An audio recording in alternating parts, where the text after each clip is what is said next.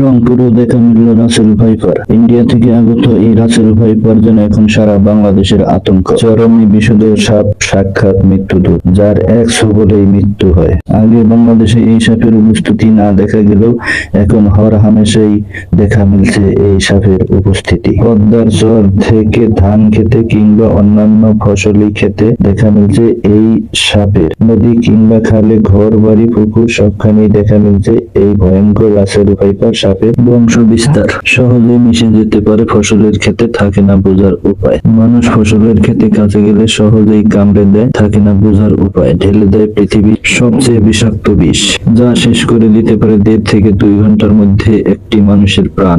যার দেখা মিলছে সারা বাংলাদেশে।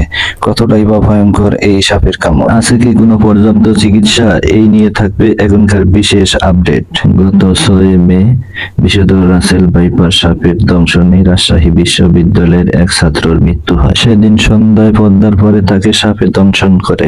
রাজশাহী মেডিকেল কলেজ হাসপাতালে আইসিইউতে চিকিৎসাধীন অবস্থায় সেদিন রাতেই তার মৃত্যু হয়। পদ্মার চরে রাসেল ভাইপারের উপস্থিতি আছে সেটি গত বছরেই খবর আসে, কিন্তু নতুন খবর এই ভয়ঙ্কর সাপ পৌঁছে গেছে রংপুর শহরেও এবং দক্ষিণ অঞ্চলেও। তখন থেকে জনমনে প্রশ্ন, রাসেল ভাইপারের উপস্থিতি কি গোটা বাংলাদেশে? রাসেল ভাইপার বাংলাদেশের জন্য একটি দুর্লভ বিলুপ্ত সাপ হিসেবে পরিচিত, মানুষ জেনে এসেছে। বিগত বছরগুলিতে খুবই কম দেখা মিলবে এটি। আগে শুধুমাত্র বাংলাদেশের রাজশাহী অঞ্চলে দেখা মিললেও বর্তমানে পদ্মা নদী তীরবর্তী জেলার চর সহ নদীপথে সারা বাংলাদেশে বিস্তার লাভ করেছে, যার সর্বশেষ উদাহরণ হলো চাঁদপুর। এই জেলার আশেপাশে বংশ বিস্তার বাড়বে বলে আশঙ্কা স্থানীয়দের। অন্যান্য সব মানুষকে এড়িয়ে চলার চেষ্টা করলেও এই সাপের বিপরীত স্বভাব তার উল্টো। তাই উল্লেখযোগ্য, প্রতি বছর এই সাপের কামড়ে মানুষ প্রাণ হারান। আক্রমণের তীব্র গতি ও বিশেষ তীব্রতার কারণে একে বলা হয় কিলিং মেশিন। শুধু বাংলাদেশ কিংবা ভারত নয়, পাকিস্তান,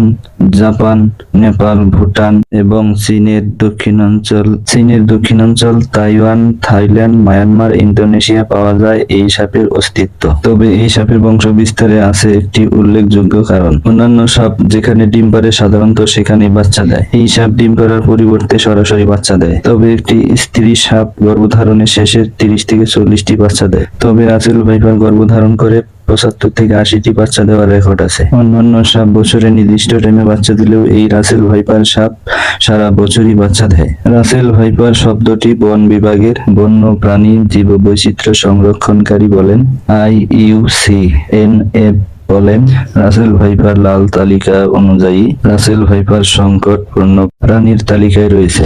এটি ইঁদুর, ব্যাঙ ও টিকটিকি খায়। বসতবাড়ির আশেপাশে এদের প্রাচুর্যতা বেশি থাকায় এরা খাদ্যের খোঁজে বাইরে চলে আসে।